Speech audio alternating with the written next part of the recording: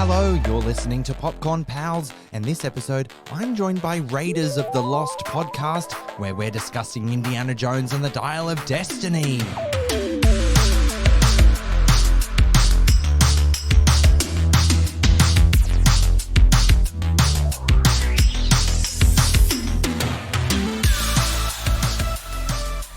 I'm Timmy Fland, movie buff, and this is Popcorn Pals, a popcorn podcast with Leigh and Tim spin-off, where I'll be joined by a rotation of movie-loving legend guest hosts to discuss the latest and greatest new big screen releases.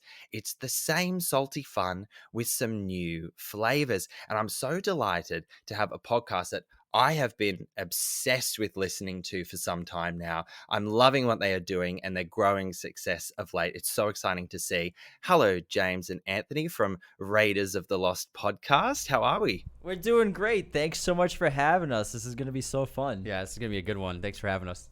Of course. Now, what's in a name? Raiders of the Lost podcast. It was written that I had to have you on for this conversation. Yeah, we were trying to work with Disney to get a screening or something because it's meant to be, but they never got back to us. But yeah, Indy is the namesake of our podcast. James came up with the idea for the pun with Raiders of the Lost podcast. Yeah, but you were going to say what was the origin of the name? The origin of the name. Yeah, it was the origin of the name. So we were trying to come up with something for a week and a half, and we wanted it to be punny. We wanted it to be movie related, and so we were just spitballing ideas, anything with the word movie, and it was tough to find. And this is back in 2020, like kind of early podcasting days for the general public coming up with show ideas.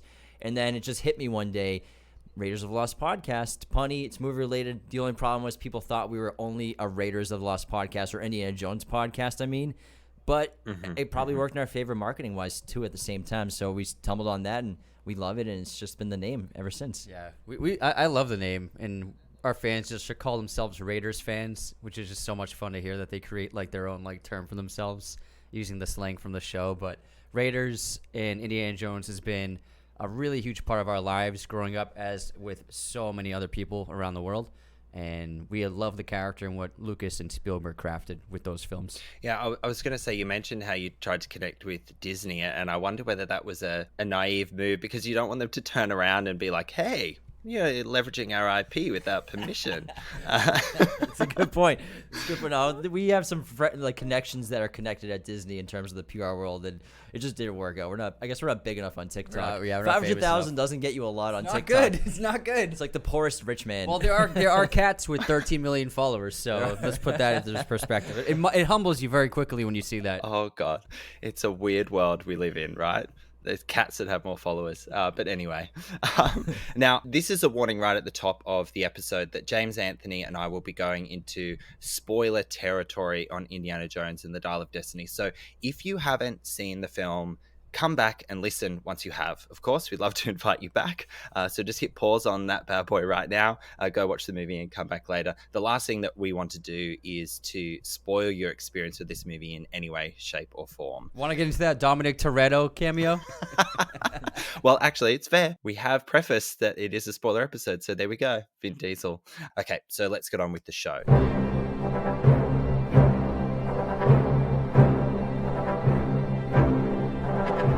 So in the fifth installment of the iconic Indiana Jones franchise, Indiana Jones and the Dial of Destiny sees archaeologist Indiana Jones race against time to retrieve a legendary artifact that can change the course of history. Indy must don his fedora and crack his whip one last time to ensure this ancient and powerful artifact doesn't fall into the wrong hands, the Nazis.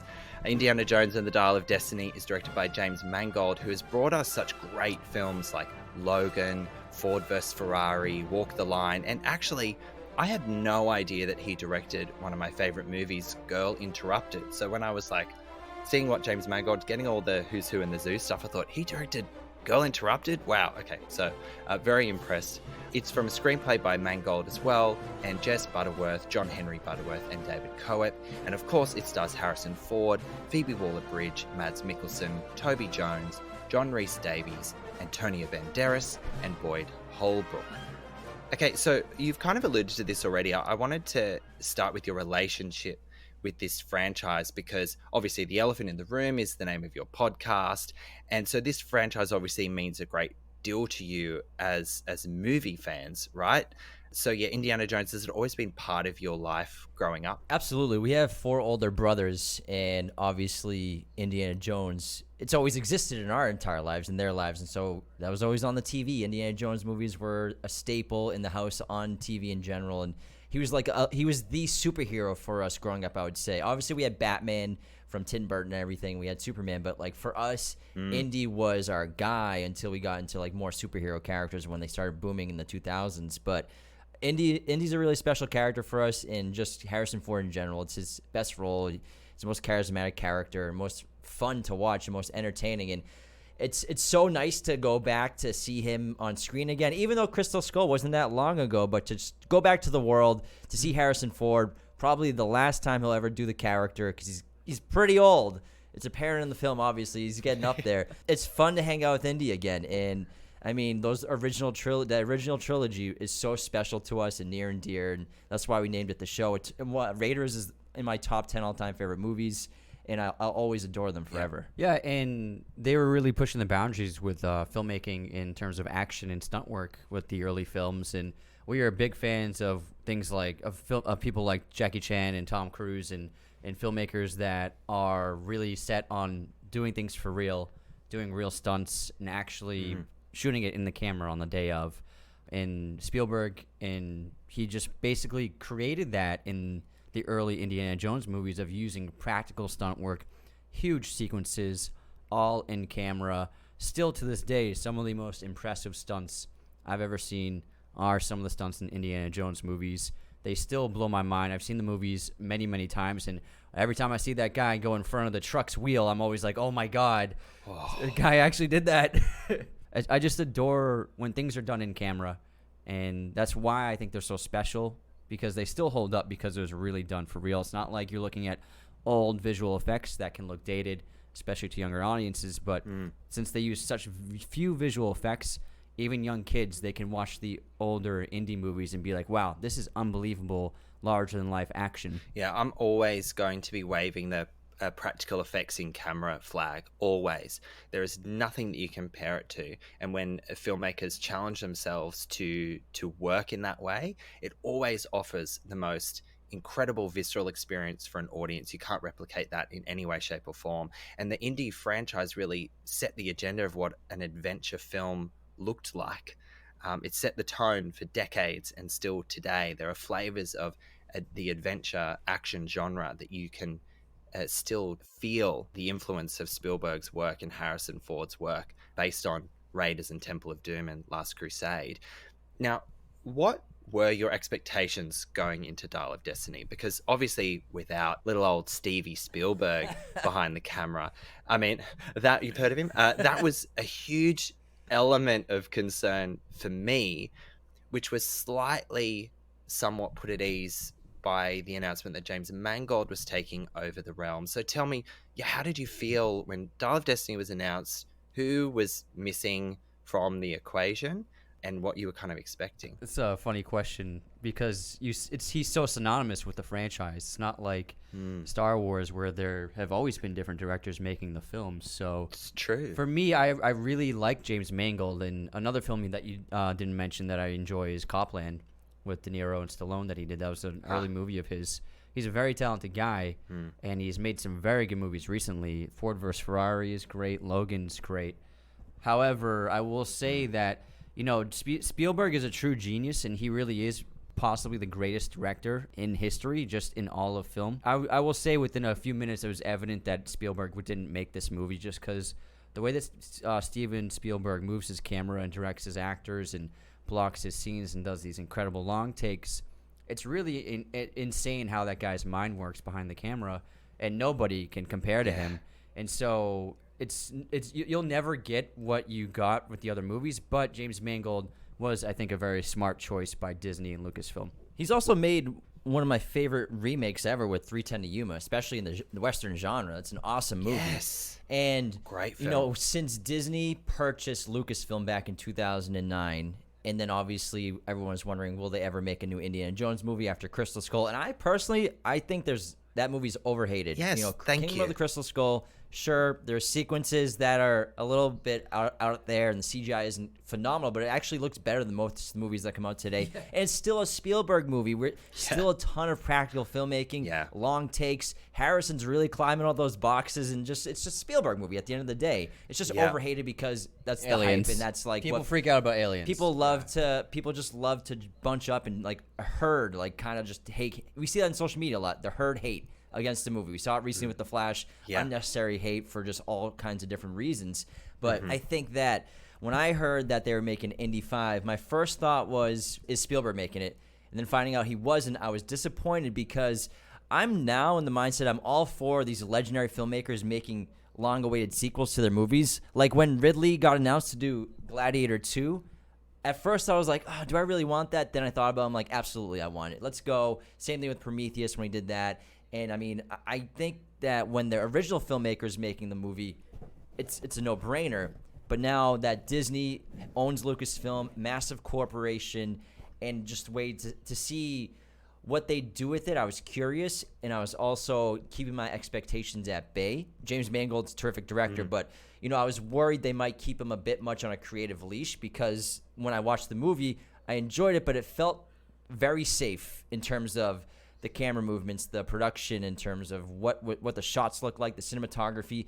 It didn't quite feel like the kind of adventurous approach with the filmmaking like the original trilogy plus even Kingdom of the Crystal Skull. I guess there was more creative freedom, I would say, for Spielberg versus Mangold because now we have a massive corporation in charge of the production. However, I still enjoyed going back to hanging out with Indy, so I didn't hate the idea, and I was excited to get back in there. And I still want to see it again before if everyone wants us to make our ranking list, it's hard to do that immediately after seeing the movie. But, there's nothing we can do about corporations buying IPs and making new movies. So we just kind of have to enjoy it and just see what it's like and just have positive and optimism towards seeing the films and the TV shows when they do it. Yeah, I completely agree. Just being open and receptive to an IP being put back on a pedestal, and you just hope that they assemble the right team to honor the content, but then take it to new and exciting places. I'm so glad that you mentioned that you quite enjoy Kingdom of the Crystal Skull, because I threw that on recently as well, because I wasn't sure if my memory of it was more of an apologist or whether it was, it was bad or was good. And it just felt so quintessential Spielberg. It was fun, witty. Indy was having the time of his life. And I actually found it quite hilarious that back in 2008, when Harrison Ford was in his 60s, and there's such a conversation in the movie and outside the movie about how old Indiana Jones was, how old Harrison Ford was. He actually looks fucking awesome in that movie, climbing up those boxes and stuff. And I think Dial of Destiny, he still has abs. He still has abs. It's insane. He still has abs. Shirtless scene in this movie, it made me feel bad. Yeah. But it's very apparent now how old he's getting, which is, he's fucking old. Yes. It is what it is. But he's really such a rarity where some people, they have like the genetic lottery where he's just one of those people that he's just always been fit. He's always just had that lean and mean look about him, but also being very great with physicality in terms of stunt work. He's often done a lot of his stunts, obviously not the crazy ones, but he's always been heavily involved in the stunt work. And in Kingdom of the Crystal Skull, he was still doing a lot. There are behind the scenes videos and photos of him still on the wires doing all sorts of crazy stuff. So he was doing a lot in that film at that age, which is absurd. You think people have the mentality, especially in America, of like that's the age where you stop doing anything and you just you just sit on your couch and watch TV for the rest of your life or retirement. But for someone like Harrison Ford, like he's still going at it like a young man. He's a very active guy too. He's really in shape. Yeah, that shirtless scene in Dial of Destiny, I was just like, oh, shame on me. Like no excuses anymore. He still has the abs. What the hell? I don't think I've ever seen a 109-year-old with abs. He will. He will die with abs. He will die with abs. He will die with abs. He'll be lowered in the ground, and we'll count 1, 2, 3, 8. Yeah, he's gonna be buried shirtless. He's gonna lower himself down into the grave. Lower himself. All right, I'm done. Let's talk about the opening of the movie now. Before we talk about like the actual sequence with the train and the Nazis and all the rest of it, there was one thing that I immediately missed about how this movie opened. And I don't know whether I'm being really picky and pedantic and too much of a fanboy. We missed it too. The Paramount logo did not morph into the opening shot of the film. And I remember turning to my mate Jacob, who I saw the movie with, and I was like, it didn't morph into anything. I was like instantly put on the back foot. So you missed it as well. I was waiting for it. I was expecting them to not do Paramount because it's Disney now. I thought they'd do like a castle dissolve or something and use the Walt Disney castle. But then they ended up using the Lucasfilm rectangle, and they dissolved into a lock or on a door basically, which was fine. But it wasn't that creative, and it was so fast that you really couldn't pick up on it unless you were waiting for it and expecting it like I was and we were. That just put me on the back foot, and not to say that I didn't enjoy the movie at all, but I was like missing that sort of nostalgic fix straight out of the gate.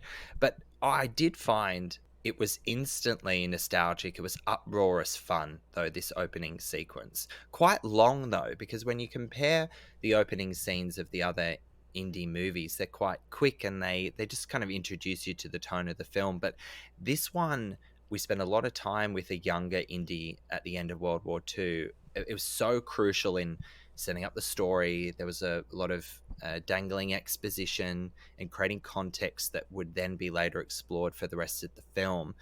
Yeah, how did you find that opening sequence? Did you find it fun and familiar? I thought it was smart to open with young Indy, and it's something people maybe we were all craving of seeing him, because so many recent films have been using de-aging technology. We've been seeing so much deepfake online. And so I found the sequence overall to be pretty enjoyable, pretty well done. And it's good to have the Nazis back, because there's something about Nazis in Indiana Jones where it just makes sense. It's like peanut butter and jelly. He always needs. It's like if Indiana Jones has a Nazi to punch, it's going to be a good time. And the de-aging, it looked really good. I would say half the time. And I would say the close-ups, it was pretty noticeable, but on the wide shots, it looked very, very good. And I would say that the close-ups, you could definitely notice it, but I think overall, they did a really great job of capturing the feeling of that younger Harrison Ford. And sometimes there were a few shots where I was like, oh my God, it's young Indy. It worked really well a couple of times. I think that you're right, mate, because it worked for me for most of the time. And they did a really clever thing from an aesthetic perspective and it worked for the tone of how they were setting it up. It was set at nighttime. How convenient, because Indy's face was kind of cast in shadow and mystery a lot of the time, which I guess helped with the believability of the de-aging technology. He wasn't in full-blown light. But when they did chose to compose shots like that, that's where they put in the real work to make sure it was as flawless as possible. And I felt pretty convinced by that. And I was really surprised at how long it was, how much time we spent with the younger de-aged Indy, because that was a real task on their hands to get the technology right and deliver a product that was believable for the audience, because they held us there for so long. Yeah, and also, I mean, when they pulled the bag off his head, I was like, oh my God, that looks terrific. When he was stagnant face, really, and not saying too much dialogue, it worked really well. Obviously, it's kind of on that line of Uncanny Valley, where it looks too real to not be human, almost, sort of. But it worked for me totally fine. Just the one thing with me with the de-aging is the voice. He's noticeably got an old man's voice because he's an old man. So that was the one thing for me that visually looked great. But the voice, I don't know, maybe they should have tried with AI. They should have done AI. Tried AI to, even though, it would have been better. AI is so many pros and cons right now, but to try to recreate his voice with AI, I think it would have worked better to use go with the young Harrison Ford voice. But you want the performance from Harrison Ford. Yeah. He's a legend. You want his charisma in there, but also you could tell that there was a lot of stunt actors in there. But it was pretty seamless for me when you could tell it was a younger actor doing some stunts with his face CGI'd on top of it. It looked fine, and it was so passable. And we saw it in IMAX. So, we saw it 4 rows back. We saw it at IMAX's headquarters. It's like a small theater with the biggest screen ever. So, it's like looking at it with a magnifying glass versus a normal theater with huge seats. And I'm sure it looks more realistic in a normal IMAX theater and a normal theater versus what we saw it in, because we saw it in, the most baller theater ever. Yeah. But you're very close to the screen in the best way possible. And I think it'll look a lot better in normal size theaters, as well as when it's eventually on TV. I think it will look even better. I agree with you about the voice, because that's what threw me off more than the visual of Harrison. the old gruffy voice of Harrison Ford. I think they should have tried to handle it with an AI program, or tried to find an impressionist who can do a great Harrison Ford impression. Oh, they definitely could have. There's I so think many on that- I TikTok think- alone. Yeah, I think those would have been a better option, because for me, if the voice sounded like Harrison sounded in Temple of Doom, I think it would have, because audio is just as important as visuals for us accepting something that we're watching. Totally. So since the audio threw me off, that took me out of it. And if they got an actor who can impersonate Harrison pretty accurately, I think it would have worked a lot better. It did work, but I think it would have been much more seamless if his voice was also the right age as well. Yeah, at least what we didn't get was a Irishman sort of experience where you had De Niro like hobbling around, but Kicking a guy like, on the street. an old man body with. True. Yeah. So I was glad that they didn't get it that wrong. I mean, The Irishman's a couple of years ago. The technology has gone exponentially bigger, but when you mentioned that the stunt work, you could tell that it was subbed out with obviously a younger, able-bodied person. But I think they mainly got it right. But yeah, you're right about the voice thing. That kind of takes you out of it, and you realize that there's an old man behind that fake face, so to speak. Kind of takes away the illusion. Yeah, that's right. There was one thing. Obviously, Archimedes' dial is introduced into the story straight out of the gate, sets up what the Nazis want to do with it, plants some seeds around that Mads Mikkelsen's character believes it can conjure rifts in time. So yes, ladies and gentlemen, folks of all ages, we're talking about time travel in Indiana Jones movie, which we'll get to see how that bad boy landed or did not. But there was something that piqued my interest. And I find this is a problem when they dangle from something really exciting from a story perspective only to just squash it. And when the blade that drew Christ's blood was introduced in that opening sequence, I was like, that's the story that I want. I want another Holy Grail, The Last Crusade sort of Exactly. vibe. You got Nazis. Let's talk about religion in the Catholic or Christian faith. Let's get Jesus back on to the ticket here and have some fun from an archaeology perspective. And then that turned out to be a fake and all that sort of stuff. And then we ended up talking about this Dial of Destiny. So yeah, I was disappointed. No, honestly, I think that's a really good point, because of every Indiana Jones movie, this is the only one that doesn't really have any thematic elements that relate to religion, whether it's Christianity or another religion or Judaism. The other films all have intense themes, and the relics are all relevant and relate to religions and theology in general and mysticism. Of course, this route, it went more into the mathematics realm of belief, I guess you could say, in statistics and science to an extent, but really it's mathematics, which I still found very interesting. But for me, one of the main core elements of an Indiana Jones film is its connection to a religion or to a faith and to spirituality. And I think that's something I agree that I was a little surprised wasn't really connected at all in the film. So I actually like the time travel element, because I don't mind the aliens in Kingdom of the Crystal Skull, because we don't know what happened thousands of years ago. There could have been aliens. Who knows? I mean, there's some pretty crazy stuff that's hard to explain out there from the past. So I didn't find it that disbelievable. Also, you're talking about George Lucas and Steven Spielberg. They were going to get aliens in here eventually. So I didn't mind aliens. And If it's the last thing it's gonna happen. It's inevitable. It was Agent Smith. It was inevitable. With this one, once you do that, you kind of open yourself up to the realm of science fiction, and I was fine with it. I actually liked the idea of time travel, and obviously this is a spoiler episode, so I'm just gonna mention the ancient Rome sequence in the third act, which sounds ridiculous. It sounds like I'm making a joke, but it really happened. I found that to be really cool and really interesting, but I was disappointed with how short it was. Okay. So when I walked out of the theater, I was like, if they're going to commit to going back to ancient Rome, they should have done it within 30 minutes. And then Indy, you could have a Back to the Future-esque movie. Indy, Helena, and the kid, they're in ancient Rome the whole movie for 2 hours. That sounds way more, because you want to do something different. You want to do something exciting. You want to do something that gets people to be like, whoa, I've never seen that in an Indiana Jones movie. I'm going to go see this. I think that would have worked a lot better for the entire team if they had just been like, you know what? we're doing this time travel. We're doing ancient Rome. Let's just get in there ASAP. I think it was kind of a waste to wait until 2 hours into the movie, and it was just kind of just like, we're here and we're leaving. So I found it to be a very cool idea, but I think they dropped the ball on it.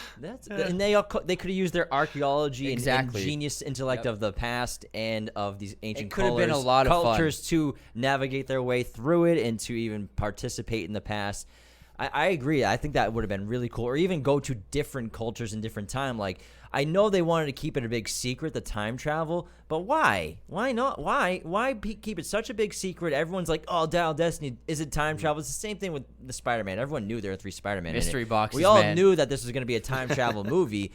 We had to wait 2 hours for the time travel. I was disappointed by that as well. And how short of the time we spent there. Yeah. And also aesthetically, it looked pretty rushed when we were in ancient Rome. Like the CGI at points, and you could tell the volume and the blue screen was really apparent in those sequences. I don't know if they shot that recently or what, or did some reshoots, but I was also disappointed about the lack of time travel when the whole film were leading up to the time travel. But I think you're right. If we got there sooner, it would have been awesome. Yeah. Why not, man? Because I think the first hour was significantly better than the second, and that plays into your points because it came down to the pacing of the story. It just got so bogged down in itself that I actually found myself coming in and out of it, which upset me because I really wanted to be invested because I was challenged and excited by what they were presenting and proposing from a story perspective. And I think the story takes too much of a big swing because this will divide audiences. You'll either lap it up or you'll wish it never happened. You're like, what do you mean we're at 2000 BC? Like, WTF? And I think that definitely comes down to the fact that it takes 2 hours to get there, and you literally have the most iconic archaeologist of all time getting thrown into a place he doesn't need to dig to see this stuff. He's there. He can physically, tangibly touch it and interact and get involved, and we take him out of that environment as quickly as we put him in there. Missed opportunity. Such a missed opportunity, and I just found that really bizarre. And just to labor on this a bit more, I'm going to see this movie again in a couple of days, just because I feel like I missed so much, and the story was so convoluted. It took so long to get where it said it was going to get to the whole time. But when the time travel portal opens up, I actually completely missed how the hell they figured out how to get there, how that works. And I don't know whether I had a mental micro sleep or something. I did too. I was like, wait, where exactly are they flying into? And I felt the same way. I was like a little overwhelmed with too much exposition. And I also was like, I was just like at the point where it was like, okay, they're flying to the Eye of Storm and it's going to set off the time machine somehow. I was like, I gave up trying to figure it out because just like you, I was a little overwhelmed with a convoluted structure.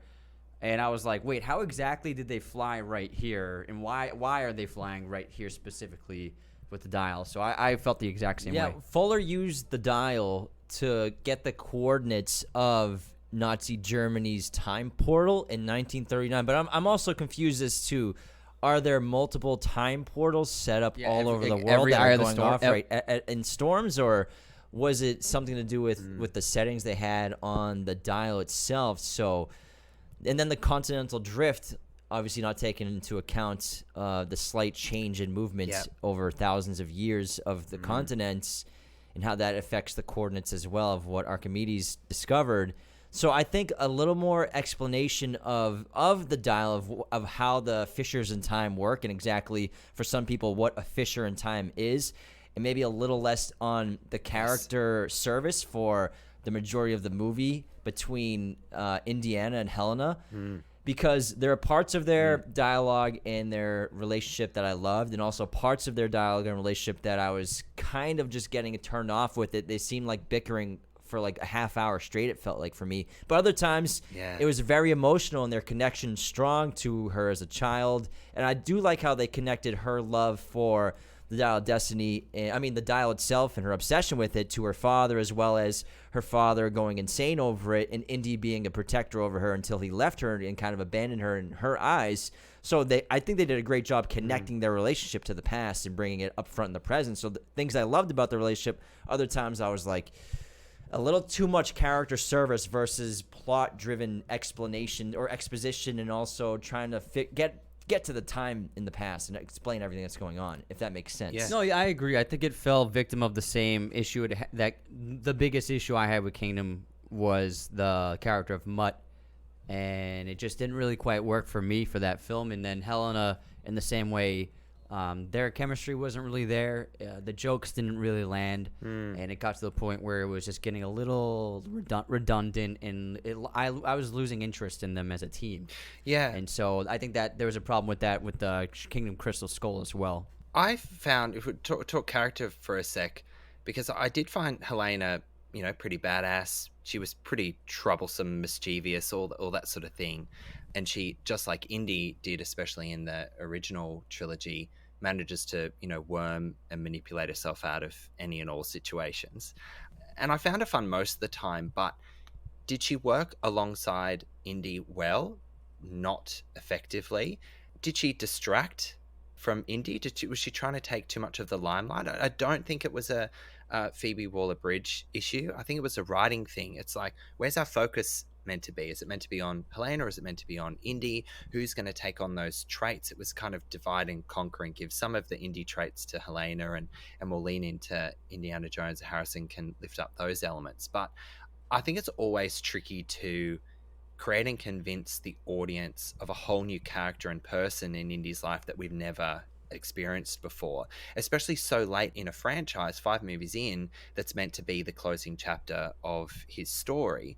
And not to, I'm just thinking, not to compare this to the worst film of last year, which was Halloween Ends, but they suffered the same fate, where they introduced this fucking stupid storyline, this new character that took all the oxygen out of the room, that was just utterly bizarre and was just fucking stupid. I hate that movie so much. Evil dies tonight. Evil dies tonight. Yeah, but just like that character, I can't even remember his name. I don't even care. But he completely took over the story. And I think that they teetered on that same place with Helena. She kind of took too much of the focus away from Indy, and I found that just a really odd choice. I agree, and I love Phoebe. I love Fleabag, and she's a really talented actor and writer, and I love badass women in film. Like, some of our favorite movies are women in film.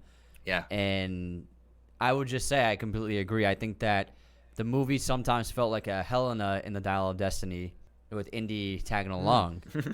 And it doesn't quite have the same ring to it. Yeah, it doesn't have quite the same ring. Does it? I think that I think it's possible. I mean, they did do a lot of reshoots. I think it's possible they were gearing Helena up to be the successor of this franchise.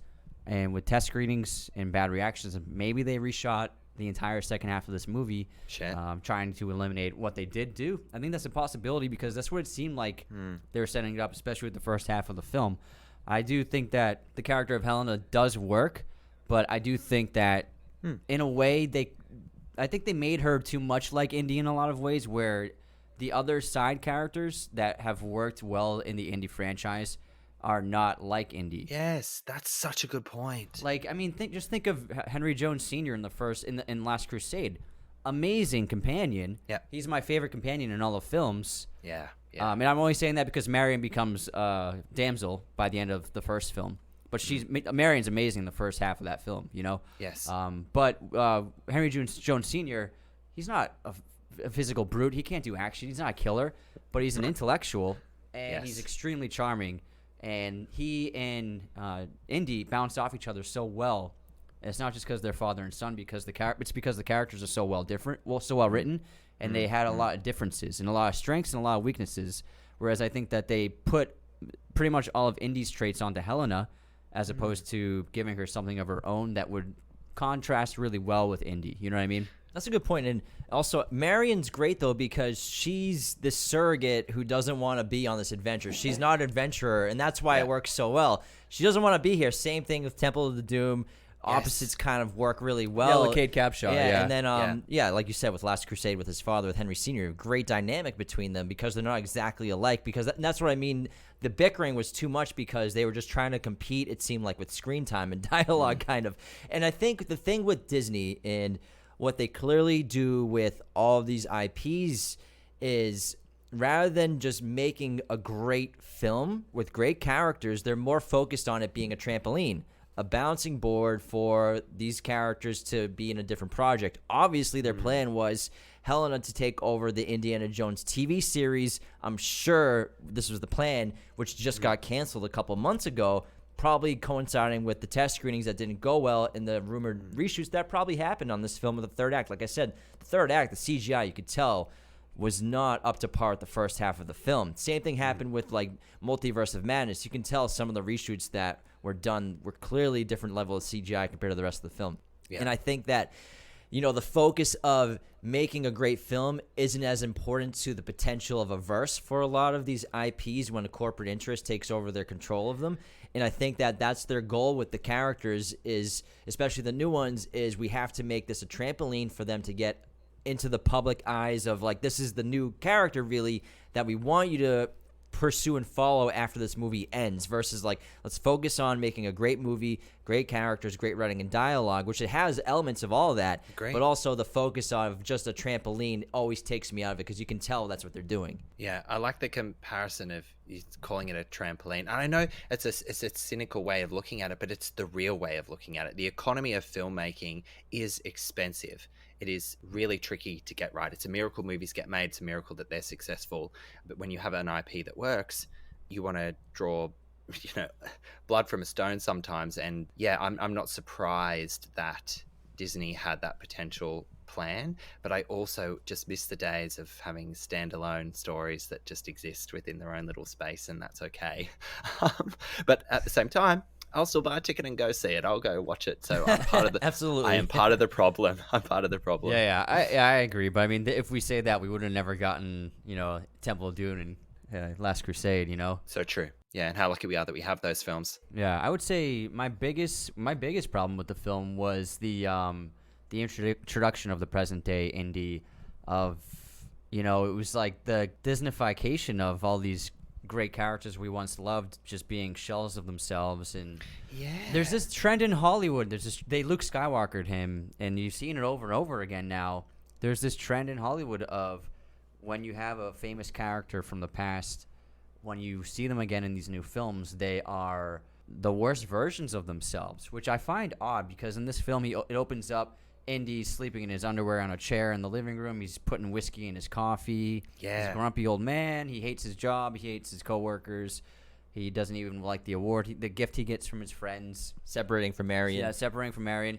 I don't understand why the studios keep making these characters like dismal versions of themselves, and they are in like absolute worst position of their entire lives because all the movies we love that we grew up watching, Indy's Indy. He's always Indy. You know what I mean? He's never been like that in any of the other movies.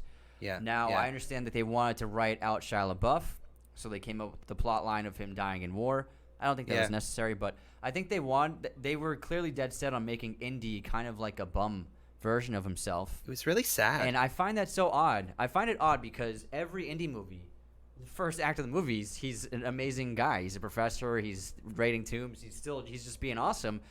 He's never been like a horribly down on his life alcoholic before, and I find it to be a very odd trend in Hollywood nowadays. Yeah, he had no passion even for archaeology. Oh, teaching, yeah. I mean, teaching, he's just passionless. And the way I always look at Indy and the way he's always been presented to us is, and this is why we love him so much, is how much love and passion he has for the things that he has passion about. Yes. And it's infectious. He's like, for me, he's like Clint Eastwood. He'd be doing it until he's 95 years old. And Clint's directing his last movie at 94 years old. He's still got the bug. He's still in love with filmmaking and telling stories. Indiana Jones would never lose the love for history, for archaeology, for passing knowledge on. To see him just not care during class, and obviously it's because the kids aren't interested. It's because he's not interested. I think that's what they're showing with that sequence with the college kids just bored out of their minds because this old man's droning on about ancient Greece and yada yada. Who cares? He has no enthusiasm left. But I think taking that away from Indy, taking away the passion of his life for history, for the people he loves as well, it's just I kind of expected it. When you saw the trailer of him sleeping in his underwear, I figured it was coming. And while you're watching it, you're like, look what they did to my boy. They massacred my boy. Look how they massacred my boy. But it takes away from the future and potential legacy because Yes. Raiders of the Lost Ark and Last Crusade are wildly rewatchable. I'll put those on every day in a row for a whole year straight, no problem. Temple of Doom is still a great time, but I think it's less rewatchable. Same thing with Kingdom of the Crystal Skull. But those two in particular are, I think, Indy at his best, most exciting, most entertaining. And I will watch them any day, but, the rewatch value for a lot of these new IP movies, big IP movies, are just down the drain. And, do I see myself in 2 years going to watch Dial of Destiny again, or am I going to put on Raiders of the Lost Ark? Raiders of the Lost Ark. Yeah, without question. It's such a good point that you both made about the character of Indy. I felt really uncomfortable when I saw him putting the booze in his coffee. I was like, hold on a minute. This isn't our Indy. Why are they... Not my Indy. Yeah, not my Indy. Why are they presenting him in this way? I kind of understand what they were doing because you could see that they were showing the juxtaposition, the comparison between how Raiders opens with his students in college, I love you written on the eyelids and all that sort of stuff, and you compare how they're interacting or not interacting at all with him as their lecturer. And so I understood that, but he ended up just being old man shakes fist in the sky, with the young people blaring Magical Mystery Tour, the Beatles song, in a nearby apartment. And I thought, oh my God, he's just old man screaming at the sky. Like, this is really sad to see him that way. I actually quite liked the fact that Mutt was killed out of the story. Of course, I would have liked to have seen his character return for some redemption arc because Shia LaBeouf copped a bit for Kingdom of the Crystal Skull. I mean, swinging with monkeys on vines will do that to you, I guess. Yeah. But it added some unexpected depth and meaning to Indy that I don't think we had seen before. So I did appreciate that layer. And obviously his breakdown with his marriage with Marion. I know I'm cutting right to the end and there's a few more things to talk about here. Go for it. But just how that interaction with Marion came to be. I mean, we just sat through this 2.5 hour movie that didn't quite hit the mark and the pace and the tone of what we were expecting. And then Marion just kind of gets thrown in. And that, just like the time travel piece, just wraps up really quickly. It just bridges this gap between the relationship with Marion. And I felt it was a real disservice to her character that she came in and they just connected again. How did you feel about that sort of how they closed that book on their relationship? Expected, but it just felt off. It felt off. I will say, I think that they could have had Mutt alive, but just have him in a different part of the country and not actually visibly seeing him. You could have like a letter from him or see a photo of him on a nightstand. You don't have to have Shia LaBeouf physically there, and he doesn't have to be dead. You know what I mean? I think Kingdom ended. It had a great ending for Indy, the wedding, and then walking out and grabs his hat. I thought that was a wonderful ending for Indiana Jones, and him and Marion were finally together, and he had a family. He finally had a family, and so to take that all away, it rubbed me the wrong way. And then also, you don't have to have them divorced. You don't have to have Mutt dead. Marion can be there in the opening act, and then she could like maybe hop in halfway through. She doesn't have to be there the whole time, but I think you could have had her in the movie more presently, especially in the opening. They could have had like a normal. It could have been like Indiana Jones. He's still an awesome professor. Maybe he's about to retire. Maybe he's like there's one last object he wants to get or something. But he's married to Marion still. They have a home. Maybe she's trying to get him to retire. You can still have all those elements there, and still make a great movie. He doesn't have to. He doesn't have to have lost everything that he just gained. You know what I mean? It's kind of so the fact that he lost everything. Yeah, exactly. Yeah, they took everything away from Indy, and it felt like it was done recently. That ending felt so abrupt, like I mentioned, it was like so quick. It felt like it was like maybe something that got changed in the last 6 months that they did reshoots for. Because like the reason why they canceled that show was obviously the test screenings weren't going well, and all the rumors of reshoots were they changing the ending. It felt so abrupt and small of a role that felt like it was done recently, because I would have loved to see Marion more. I would have loved to see her. Karen Allen's so charming. She's part of the franchise. She's just as important to any other character as Saul. I mean, she's one of the best parts of Raiders of the Lost Ark. I love Marion so much, and obviously seeing her in Kingdom of the Crystal Skull is awesome too. I would have loved to see her earlier if she was actually supposed to be at the ending, at the original script idea for this movie and story. So that I felt like it was done last minute, and it just, they, like you said, they took everything away from Indy. They even took away his possibility of staying in ancient Rome, which, fuck it, who cares about time? Maybe he's meant to be there. They took that from him. Like, come on, man. He didn't make that choice. If it's his last movie, just let him fucking stay in Rome.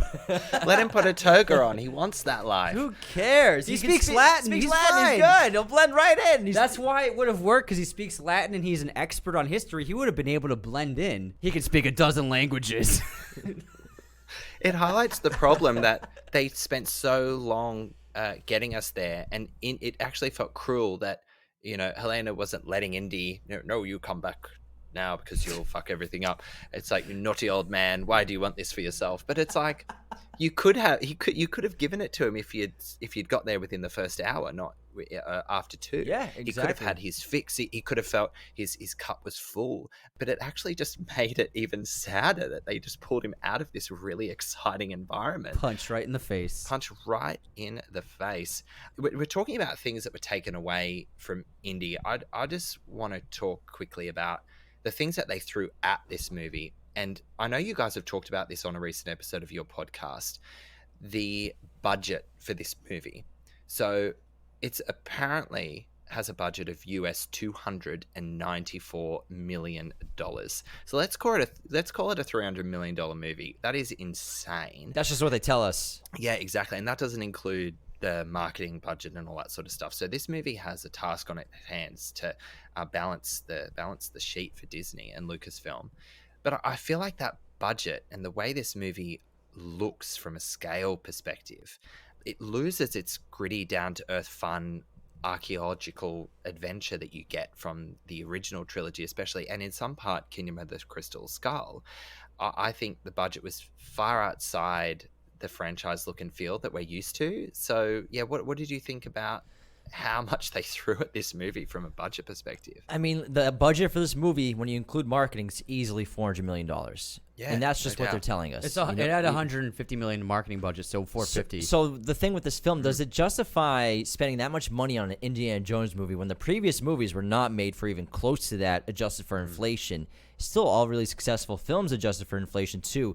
Now, a lot of people might not understand that even though the budget's about $450 million, this movie needs to make about $900 million for the studio, Disney, and Lucasfilm to break even. Not make a profit, to break even, because people always forget that movie theaters, they don't play movies out of the goodness out of their heart. They get a cut of ticket sales. So almost on average, it's around 40% they're getting of those ticket sales, 40 to 50%. So this movie needs to make $900 million. Now, is Disney betting that much money on Indiana Jones worth it when you could have done this for $75 million? Gritty, get some cool locations in the real world, because 3 cool sets, that's all you need. even when we were raiding the tombs in this movie, which are some of my favorite parts of the movie. I mean, Raiders of the Lost Ark, every time we're in somewhere ancient, or even in the church in Venice, it's just magic. It looks incredible. It's visual. It's all real. It's all there. It's just great I love lighting. that bookshelf, the Great, fake bookshelf. Yeah, great lighting, great cinematography. Even when he's got the staff, incredible visual effects, and most of it's practical. But then, whenever we're in a tomb, I was always just excited. They were a bit of a letdown for me, because every time we went in somewhere where it was a tomb or whatever, it was very dark, and it was not very creative. I was missing the color, and the brightness. That even the snake tomb, for a time when the torches are lit and they bring them down with all the snakes after Marion and Indy are forced to go down there, even that room is massive and gorgeous and still bright enough to see everything. But everything was so dark in this movie. And I was missing the light, because obviously a lot of this there's a surprising amount of CGI in this film and visual effects. Huge amount. Obviously, Crystal Skull has plenty as well. Crystal Skull also has plenty of practical filmmaking elements, way more than this film. So I just felt myself being disappointed by the ancient relics and the ancient tombs. And They did feel small, didn't they? They felt small and compact, and they just didn't feel magical like they always did in the past. When we're pulling out a giant casket and there's fire shining on the walls of gold and reflecting everywhere, and it's like gold light everywhere. It looks incredible. To an extent it was there, but overall I was disappointed by the lack of magic when we were in these ancient mystical locations. Yeah, and on top of that, I was very surprised about the amount of CGI and green screens used, because I know Kingdom used so much of it, and I was not a fan of the CGI of Kingdom, but it does still have a lot of practical stunt work. Yeah. But I was surprised because even that film, there's still some great stunts. But I was surprised with this film because there are some cool stunts, but the stunts would basically be one shot of like a car crashing into something or something happening. Whereas in the previous films, the stunts were like 20-minute sequences of stunts. You know what I mean? It's like you're watching the show at Disney World. That's what the movie is. You know what I mean? It's just an endless stunt sequence, all practical. But this film was just like a lot of CGI sequences, all animated, peppered with a couple of like a shot of a stunt.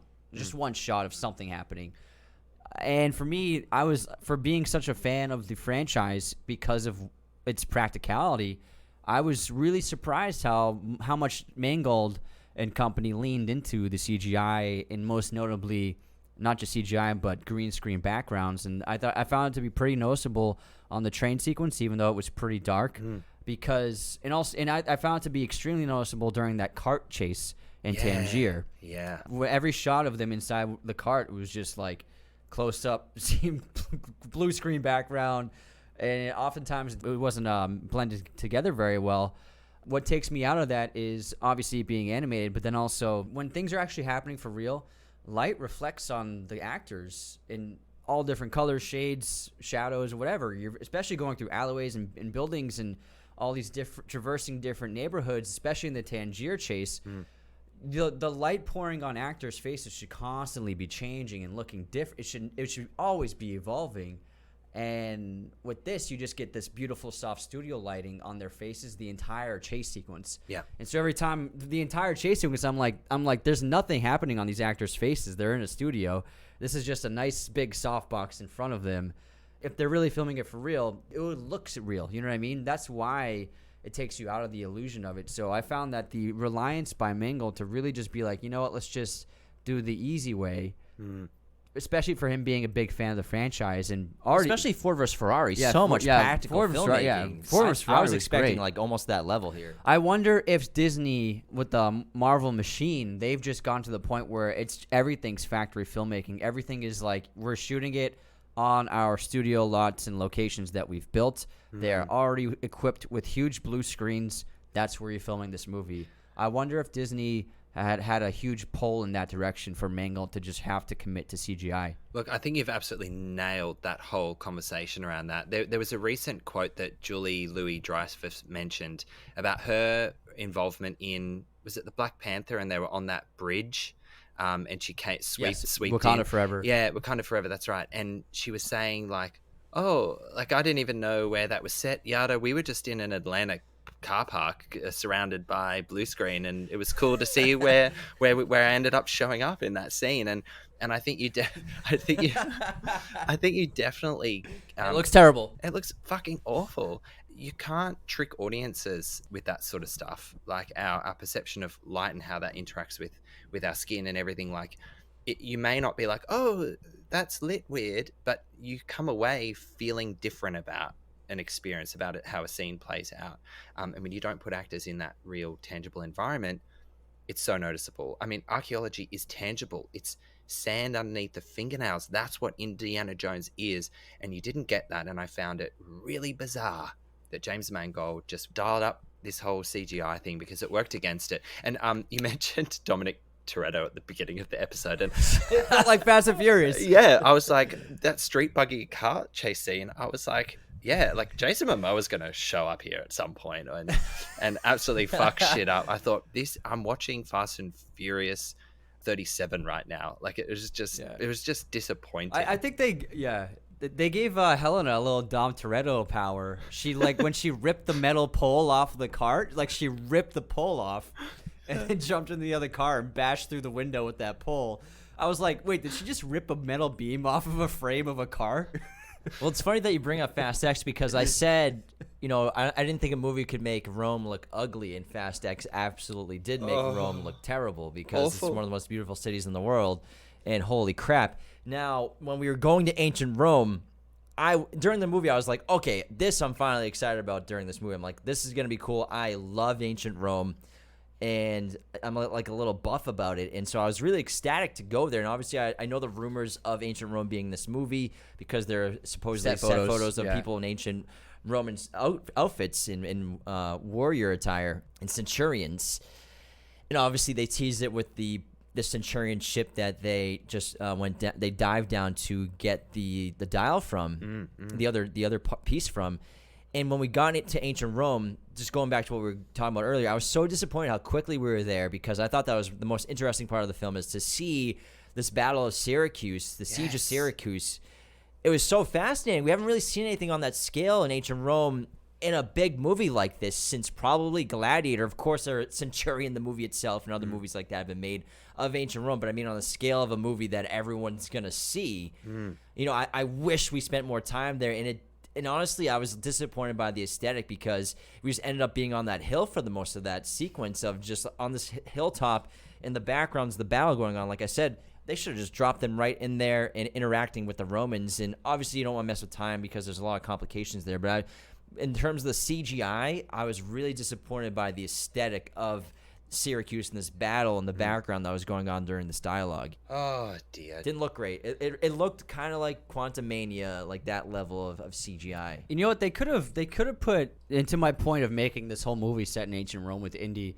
They could have done it and shown it in the trailer while still keeping it a secret. Yeah, I agree. They could have implied that ancient Rome footage would be like a prologue to the film. Yeah, flashback of some kind. Setting up the dial. Audiences would have walked into the film thinking, okay, there's going to be an ancient Rome prologue teaching us about this instrument. They could have kept the twist while showing ancient Rome footage in the trailer and marketing. So I think that they overthink the mystery box thing too much. And they could have, like, if I was going to make this movie, I would have been like, okay, we definitely need a cool action sequence in the first act, because then we can throw a lot of that in the trailer. And so you could keep Indy being in ancient Rome a secret, and then it's like a fun twist for audiences to be like, oh shit, the whole movie's in ancient Rome. So they could have committed to it, and they could have shown Roman footage in the movie trailers and marketing without spoiling this big twist. You know what I mean? Just do it and be like, it's Indiana Jones in ancient Rome. Yeah. Who cares? Yeah, Find out how he gets there. Yeah. Look, that is how this movie needed to come together. Like you've just said it there and then. Just a simple tweak into the order of things, the hierarchy of the story, and it would have been much more exciting and interesting, and ultimately unexpected, because you're feeding a bit of look the other way. You don't, we're not going to come back here. It's just like the prologue stuff. We're setting up exposition, but then you throw them in. This is making me really wish that version of the movie existed. But anyway, alas, here we are. I do want to talk about something that I think was done so well in this film. I'm really confident that you'll agree. Name something better than a John Williams score. I don't know, man. It's so wonderful. He is the master of creating themes for characters and emotions. And when it's just used to perfection here, I think all those iconic sounds that we've been familiar with for over 40 years are used in really effective ways. And I think that without John Williams behind that podium, it would have been a really sad loss to the experience of Indiana Jones, and I'm really glad he was there to kind of close the chapter on Indy for us. It's really incredible, and he's the best ever. But it's really incredible how he can still create so much new, masterful music for IPs and franchises he's been doing since the 70s. I mean, Star Wars, the Force Awakens trilogy, some of the music in that I think is the best he's ever done. It's absolutely phenomenal. He's still the top of his game. And then to see him retire, but then he's like, you know what? I'm gonna say yes to Steven Spielberg. I mean, to Indiana Jones one more time. And he said he'll probably work with Steven again one more time.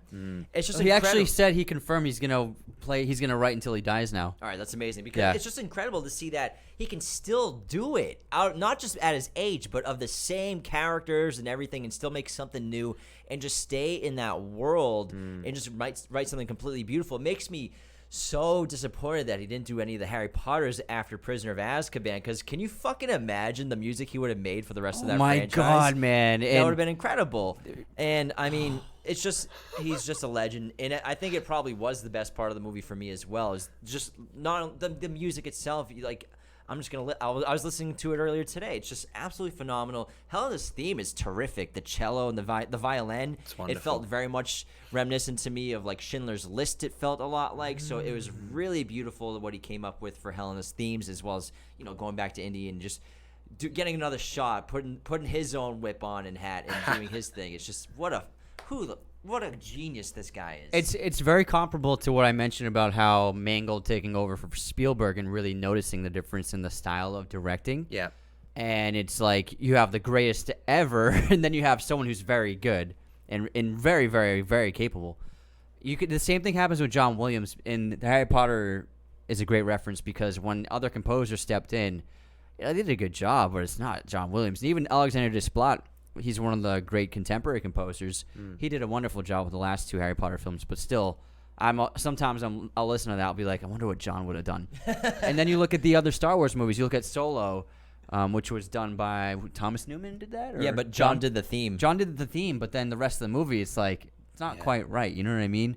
And I mean, I think it was John Powell maybe. So whoever did it, they're still very good.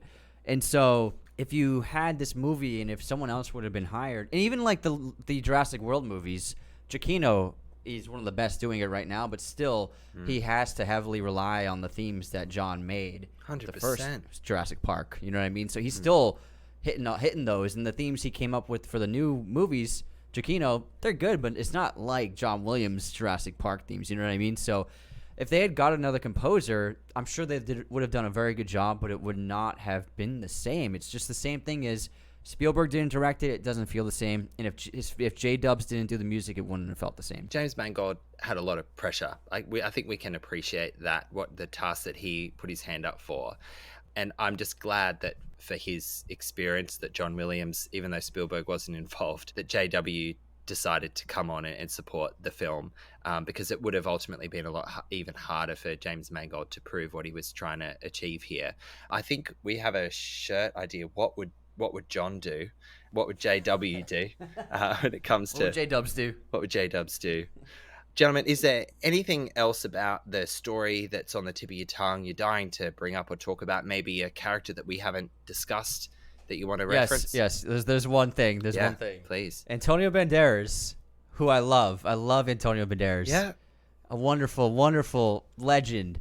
He walks into this movie, says 2 lines, and then he's gone. He gets shot. I was like, what? I was so disappointed. Like I wanted him there's to be... nothing about him in the movie. He was advertised as a main character for me, even on the poster. Yeah. I was waiting for Antonio, and he finally showed up. I'm like, here we go, Antonio. And it was really a small role that I was really disappointed in because I was expecting more for what they would have written for him. Yeah, I mean, what a waste. It's kind of a bit of a bum steer when you cast a notable actor. And of course, in casting, you want the right sort of flavor for a character, and that can come from anyone. But it ended up actually being quite distracting because he walked out as quickly as he walked in. And I thought, he didn't need to be in this movie whatsoever. They could have just hired a nobody. They could have just hired a Greek actor that we've never heard of before, and it would have served the same Spanish purpose. actor. Yeah. But they were in Greece. Oh, yeah, sorry. I was taken aback. When he got shot, I was like, wait, is Antonio Banderas... He has 2 lines in this movie and he's gone. He's gone. What is happening here? Yeah. And like they and it was weird because they introduced him and like they say hi and I was like, awesome, we're gonna get a great Antonio Banderas scene.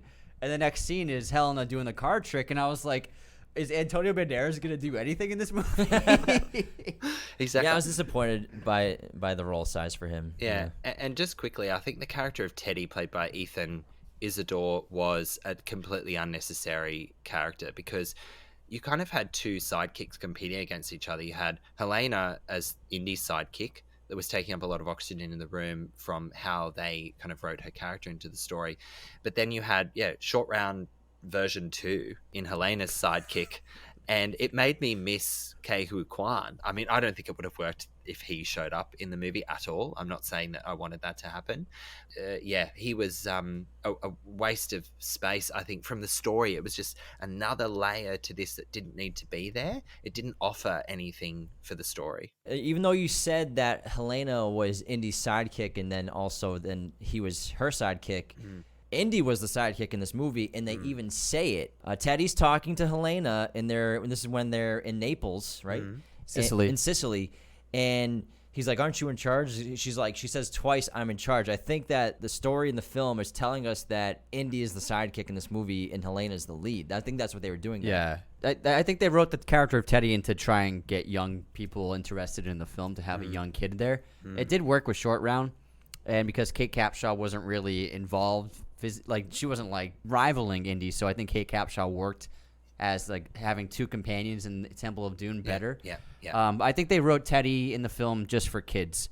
And I will say, getting back to Dominic Toretto, the legend, it did feel sometimes a little Fast and Furious-y with like such ridiculous things happening, whether it be Teddy flying a plane. Oh, fuck yeah. I forgot about that. Literally taking a plane off, and then the Helena motorcycle jump it just took me out of it to see these like improbable things happening, and I was like, did they not notice them following on a motorcycle across Italy at nighttime? and improbable things happen in indie movies all the time. And we always make fun of Mutt with the bamboo swinging. That's the most ridiculous thing ever.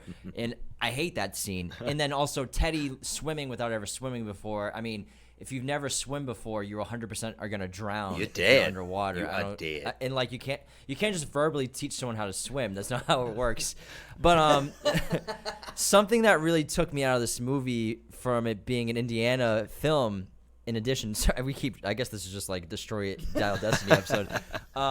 The murdering of innocent people. Point blank murdering innocent people with a gun. It was happened, violent. 12 times in this movie? Yeah, it was. I understand you want to show how hard and evil the Nazis are. But that is not Indiana Jones stuff. To see people get murdered, I was so taken. I'm like, are they really doing this? Especially at the college. I was shocked. I was shocked multiple times, just straight up murdering people with handguns. People get hit. Indy kills the guy with a handgun in the first film, obviously. But to do it to so many innocent people, the library, the secretary at the school, and I'm like, this is a bit much for me. And I watch violent movies for sure. I love John Wick. I love Gung Fu. Give me it all. But in an Indiana Jones movie, to just start shooting people in the head, in the face, and killing people like that, point blank range, that took me out of this experience for sure. When I was watching, I'm like, that does not happen in the Indiana Jones movies. Maybe once here and there, but. Had to have been the Fisher Boat crew. The whole times crew. probably at least. Yeah. When we actually saw Antonio, it. our guy Antonio got shot right in the chest, bro. It's tough to watch. I'm so glad you bring that up because it was really unexpectedly violent, and it worked against just another thing of this story. Just worked against the tone of what Indiana Jones is as a franchise. And it was quite confronting at times. I don't think it was particularly necessary. I know they're trying to show the high stakes and anything to get the result with the baddies. Like, I get it, but it wasn't the right film to showcase that. I don't think. Agreed. Yeah, I think ultimately it was still fun to see Harrison Ford back. And my God, when he dismounted on that horse in the subway, like I was like, how is he 80? How is an 80-year-old doing it so easily? Like, he dismounted. I was like, oh my God, what? You couldn't pay me to do that. It was still fun to see Harrison back. It was still fun to hear the music, and there were some cool moments. There were some cool things, and I liked Mads Mikkelsen. I think he's a wonderful actor.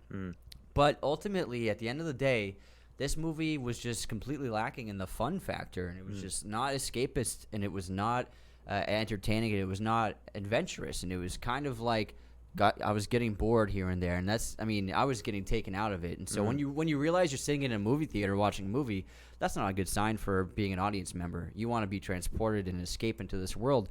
And usually with indie movies, no matter how many times I put them on, I'm going to put one on tonight now that we're talking about it. But yeah, sure. it's just so much. There's so much fun and they're so entertaining. And this movie just was lacking in those departments. I guess now, unless there's anything else you want to talk about, we'll share our sort of like summation, our wrap up, and maybe that rating out of 5 popcorn kernels if you're in a position and feel like you're ready to do that. Well, since I just did a wrap up, I'll do my rating. I'll do my rating first.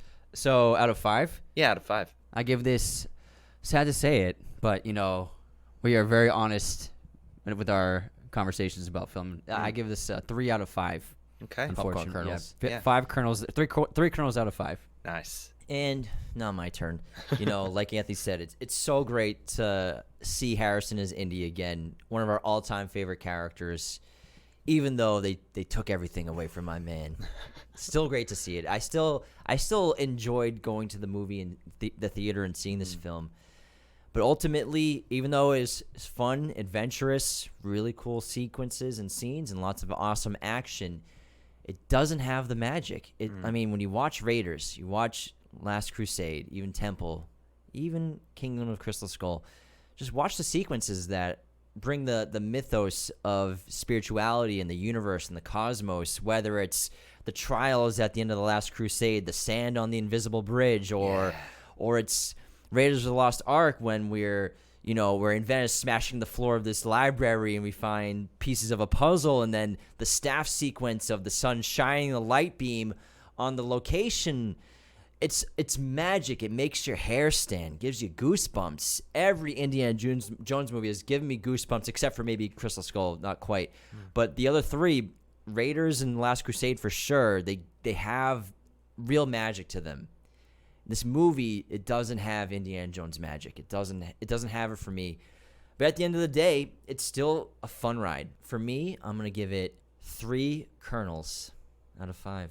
All right. 3 popcorns. On the same page there. I couldn't agree more. This is my summation. This is my take on it. So Indiana Jones and the Dial of Destiny, it does its best to pay homage to the iconic 40-year-old franchise and succeeds in part, but ultimately falls flat and somehow becomes too big for its ambitious boots. The big sweeping set pieces and its insistent use of CGI paired with countless Dominic Toretto-inspired car chases and action sequences blur into one. Its big swing in time travel will either excite you or completely lose you and leave you wondering if they should have ended the series with Kingdom of the Crystal Skull after all, which now seems rather grounded in comparison. The film becomes too much of a spectacle, and that's a weird thing to say, but it lacks the grittiness and tangible fun of what Spielberg brought to the series. And gentlemen, we're on the same page because I also will rate Indiana Jones and the Dial of Destiny 3 popcorn kernels, which kind of hurts to say, but I mean it's still a pretty good rating, honestly. But I was hoping that we were going to be walking into at least a 4 out of 5, but it's miles away from that, I feel. Yeah, it is what it is. It is what it is. It is what it is. The final words. What can you do? What can you do? Depressing. The surmise is everything. Go back in time and not make this movie. Maybe that's what you can do. Well, Indiana Jones and the Dial of Destiny is in Australian cinemas from June 29. And that's it for another episode of Popcorn Pals. I was joined by James and Anthony from Raiders of the Lost podcast. Gentlemen, where can people find you on the internet to listen to your fabulous content? Thank you. We are everywhere. Every podcast streaming platform, Apple, Spotify, YouTube, Castbox. Just search Raiders of the Lost Podcast. TikTok, Raiders of the Lost Podcast. Instagram, Raiders of the Lost Podcast. Letterboxd, Raiders Lost Pod. Twitter, Raiders Lost Pod. But honestly, if you just go to our website, raidersofTheLostPodcast.com, we have links for every platform. We're pretty easy to find. So if you can't find us, then I don't know what to tell you. But we really hope you can check out our content. We do 4 episodes a week, basically. We do movies we love from the past, as well as relevant movies that newly come out, a mixture of everything. And we're just lovers of cinema, and we love chatting film, and we're so lucky to be able to do it for a living. And we loved joining you, Tim, on this episode, and thank you so much for the invite. Of course, guys. I was so excited when you agreed to come on because I really admire what you do. Gee, you pump stuff out like I can't believe. You never stop. You never stop. Can't stop, won't stop. So yeah, thank you so much. I've had so much fun talking to you both. And as always, thank you so much for listening, and I'll catch you next time. If you enjoy our episodes, head over to Apple Podcasts and subscribe. While you're there, we would love you to rate us and leave a review. You can also find us on Spotify, Google Podcasts, iHeartRadio, Amazon Alexa, and where all good podcasts are found.